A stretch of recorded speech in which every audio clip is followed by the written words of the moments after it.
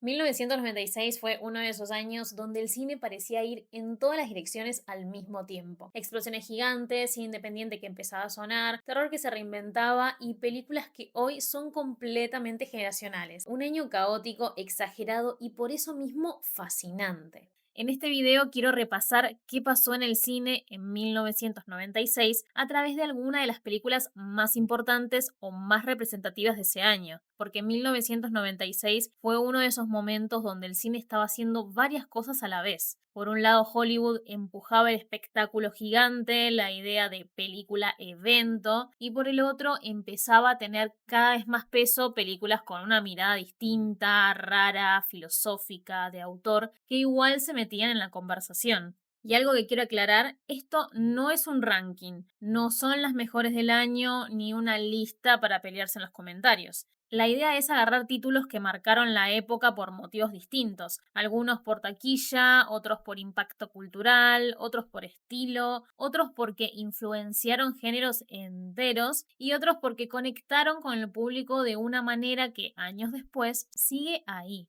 Arrancamos con Día de la Independencia, una película que plantea una invasión alienígena a escala mundial. La amenaza llega en forma repentina, las ciudades empiezan a caer una tras otra y el conflicto se vuelve global en cuestión de minutos. Acá la historia es muy sencilla. La humanidad enfrentándose a un enemigo externo con todos los recursos posibles y esa simpleza no es un defecto, es parte de su eficacia.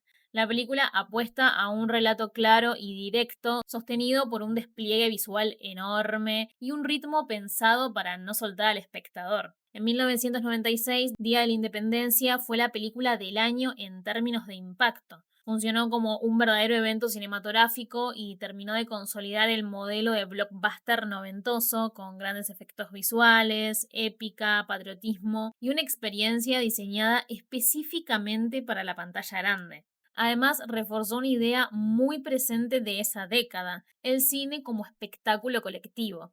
Ir a verla era participar de algo compartido, de una sensación de asombro que solo podía darse en una sala de cine. Por eso, más allá de cómo se la mire hoy, Día de la Independencia es clave para entender qué tipo de cine dominaba la industria en 1996 y por qué ese modelo marcó tan fuerte a los años 90.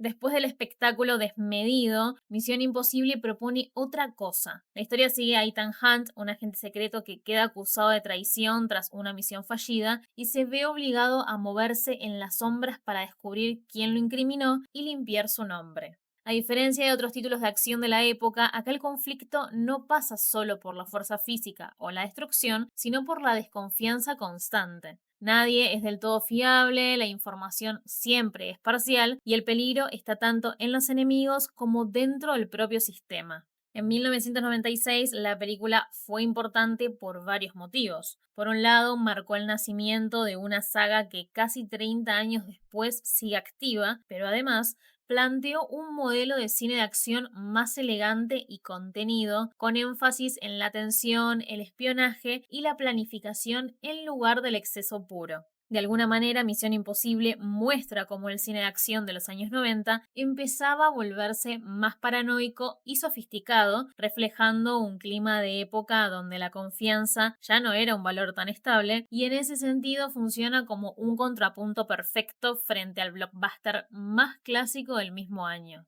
En Twister, el foco vuelve al espectáculo, pero desde el cine catástrofe. La película sigue un grupo de científicos que persiguen tornados con el objetivo de estudiarlos y anticipar su comportamiento, mientras se meten una y otra vez en situaciones cada vez más extremas. El conflicto acá es muy simple y funciona como una excusa para poner en primer plano la experiencia física, que es el viento, la destrucción, la velocidad y el peligro constante. No hay grandes giros ni personajes particularmente complejos, pero sí una apuesta muy clara por el impacto sensorial. En 1996, Twister fue importante porque llevó al cine de desastres a un nuevo nivel técnico. El uso de efectos visuales digitales permitió mostrar la fuerza de la naturaleza de una forma mucho más inmersiva de lo que se había visto hasta ese momento. No inventó una fórmula nueva, pero la ejecutó con tal precisión que terminó convirtiéndose en uno de los grandes grandes éxitos del año y sobre todo confirmó algo que el cine de los 90 tenía muy claro. La tecnología no solo acompañaba el relato, sino que empezaba a ser una de sus principales protagonistas. Con Scream, el recorrido por 1996 da un giro fuerte hacia el terror. La película presenta a un asesino que no solo mata, sino que conoce perfectamente las reglas del cine de horror y las usa a su favor, jugando constantemente con las expectativas del espectador. Lo novedoso está en cómo la película se piensa a sí misma. Scream habla del género, se ríe de sus clichés, los expone, pero al mismo tiempo los utiliza para generar tensión real. Esa mezcla de humor, autoconciencia y miedo fue lo que la volvió tan efectiva. En el contexto de 1996, su impacto fue enorme. El terror venía de una etapa bastante agotada y Scream lo revitalizó por completo, demostrando que se podía ser inteligente, popular y comercial sin dejar de asustar. A partir de acá el terror mainstream cambia de rumbo. Aparecen películas más conscientes de su propio lenguaje, más irónicas, más conectadas con el público joven, porque Scream no fue solo un éxito, fue un punto de inflexión para el género. Después del giro que propone Scream, Fargo se mueve en una dirección completamente distinta. La historia gira alrededor de un crimen mal planificado en medio de la nieve que desde el comienzo deja en claro que nada va a salir como se espera. Lo que distingue a Fargo no es solo la trama, sino el tono. Todo está conectado con una frialdad casi incómoda, atravesada por un humor negro constante y una violencia que aparece sin aviso, pero nunca de forma espectacular.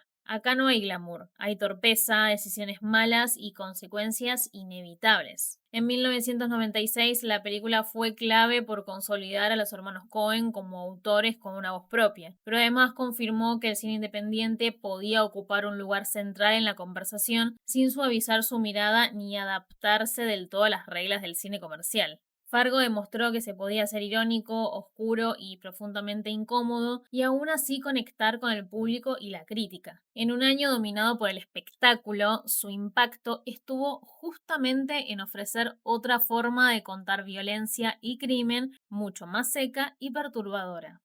Con Trainspotting, el recorrido por 1996 se vuelve más visceral. La película sigue un grupo de jóvenes atravesados por la droga y una sensación constante de no tener demasiado futuro por delante. No hay épica ni redención clara, solo una sucesión de decisiones erráticas y momentos extremos. Su impacto fue tanto narrativo como estético. El montaje frenético, la cámara en movimiento y una banda sonora que se volvió inmediatamente icónica construyen una experiencia intensa, casi agresiva, que empuja al espectador a entrar en ese mundo sin filtros. En 1996, Trainspotting conectó de lleno con una generación que no se veía reflejada en los relatos más clásicos. La película no juzga ni romantiza del todo, pero tampoco suaviza. Muestra el vacío, la autodestrucción y el cinismo con una honestidad que para muchos resultó incómoda y liberadora al mismo tiempo. Más allá de su historia puntual, Trainspotting deja una marca cultural enorme. Su estética, su música y su tono influyeron en el cine, la publicidad y la cultura pop de los años siguientes, convirtiéndola en una de las películas más representativas de los años 90. Con Romeo más Julieta, 1996, muestra otra de sus caras. Baz Luhrmann toma la historia clásica de Shakespeare y la traslada a un mundo moderno, exagerado y completamente atravesado por la estética pop. Armas, música, colores intensos y un ritmo que no da respiro. La trama es la misma de siempre, pero la forma de contarla cambia por completo. El lenguaje original convive con una puesta en escena desbordada, casi videoclipera, que transforma el drama romántico en algo inmediato y accesible para un público mucho más joven. En su momento la película conectó especialmente con las nuevas generaciones que encontraron ahí una puerta de entrada a un clásico que hasta entonces parecía lejano o intocable, y al mismo tiempo abrió la discusión sobre cómo adaptar obras canónicas sin tratarlas con solemnidad. Romeo más Julieta dejó claro que los clásicos podían dialogar con la cultura contemporánea sin perder identidad y que el cine de los 90 estaba dispuesto a tomar riesgos formales incluso dentro de historias ampliamente conocidas.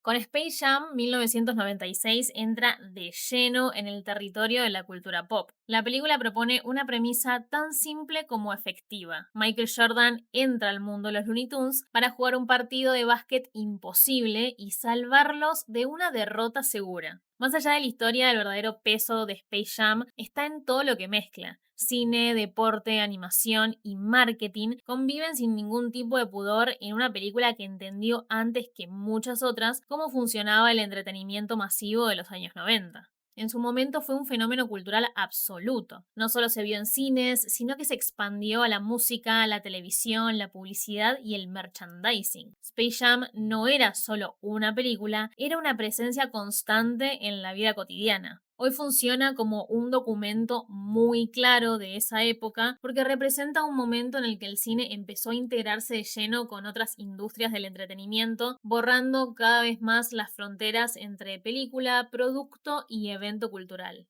Después de todo ese cruce de espectáculo y cultura pop, Matilda propone algo mucho más íntimo. La película cuenta la historia de una nena extremadamente inteligente que crece en un entorno de adulto hostil, con padres descuidados y una directora abusiva, y que además desarrolla una capacidad mental extraordinaria que le permite enfrentar ese mundo que constantemente la ignora. A diferencia de otras películas familiares de la época, Matilda no subestima a su público. Habla de abuso, de injusticia y de soledad, pero lo hace desde un tono accesible, con humor y una sensibilidad muy particular. No necesita grandes efectos ni épica, porque su fuerza está en los personajes y en la mirada sobre la infancia. En 1996 no fue el gran éxito del año, pero con el tiempo se convirtió en una película generacional. Creció con su público y terminó ocupando un lugar muy especial en la memoria colectiva de los años 90. Con Evita, el recorrido de 1996 vuelve a cambiar de tono y de escala. La película propone un musical épico sobre la figura de Eva Perón, siguiendo su ascenso político y su construcción como mito, todo contado a través de canciones y una puesta en escena grandilocuente. Desde el inicio fue una película atravesada por la polémica, no solo por su forma, un musical histórico en clave hollywoodense, sino también por el personaje que retrata. Especialmente en Argentina, Evita generó debate, rechazo y curiosidad casi en partes iguales, mucho antes de que la gente se sentara en la sala de cine. En términos industriales, fue una apuesta enorme, producción internacional, estrellas globales y una mirada externa sobre una figura profundamente local, y eso en 1996 la convirtió automáticamente en un acontecimiento. Más allá de las discusiones que despertó, Evita es importante porque muestra cómo ese año el cine también se animaba a cambiar de géneros, política y espectáculo, incluso sabiendo que iba a incomodar. En un panorama dominado por el entretenimiento puro, su impacto estuvo en poner sobre la mesa una historia cargada de peso simbólico y cultural. Con The Craft, 1996 vuelve a mirar a la adolescencia, pero desde un lugar mucho más oscuro. La historia sigue un grupo de chicas que empiezan a experimentar con la brujería y el poder hasta que ese juego inicial se vuelve cada vez más peligroso y difícil de controlar. La película combina terror, drama adolescente y elementos sobrenaturales, pero su impacto va más allá del género. The Craft habla de pertenencia, de exclusión, de la necesidad de ser vista y del poder como algo seductor, especialmente en una etapa tan frágil como la adolescencia. En su momento no fue leída como una película importante, pero con el paso del tiempo se convirtió en una obra de culto. Muchas generaciones encontraron ahí una representación distinta de lo adolescente, más oscura, más incómoda y menos edulcorada que lo habitual. Dentro de ese año, The Craft muestra cómo el cine juvenil empezaba a explorar zonas más sombrías, anticipando un cambio de sensibilidad que se iba a profundizar en los años siguientes. Con Del crepúsculo al amanecer, 1996, vuelve a cambiar de registro de manera abrupta. La película arranca como un thriller criminal, siguiendo a dos hermanos fugitivos que toman una familia como rehén mientras intentan cruzar la frontera, y avanza durante buena parte de la cinta dentro de ese código. Pero en un punto la película rompe completamente con lo que venía proponiendo. El tono, el género y las reglas del relato cambian de golpe, llevando a la historia hacia un terreno mucho más desbordado, violento y fantástico. Ese quiebre fue clave para su impacto. En su estreno, El crepúsculo al amanecer sorprendió al público justamente por no avisar hacia dónde iba y terminó convirtiéndose en una experiencia impredecible que se movía con total libertad entre géneros. Con el tiempo se volvió un clásico de culto representativo de un cine de los 90 más desinhibido que se animaba a mezclar estilos y a romper expectativas sin preocuparse demasiado por encajar en una sola categoría. Con El paciente inglés, 1996 se conectó de lleno con el cine de prestigio que dominaba la conversación de premios en los 90. La película cuenta una historia de amor atravesada por la guerra, la memoria y el paso del tiempo, reconstruida a partir de recuerdos fragmentados y personajes marcados por la pérdida. El tono es clásico y contenido, el ritmo es pausado, la puesta en escena es elegante y la emoción está trabajada desde lo íntimo, lejos del impacto inmediato o del espectáculo visual. Es una película que pide tiempo y atención, algo muy valorado en ese momento por la industria. En su año de estreno, El paciente inglés fue la gran ganadora de los Oscars. Se llevó 9 estatuillas, incluyendo Mejor Película y Mejor Director, y se convirtió en el título que representó oficialmente al gran cine de 1996.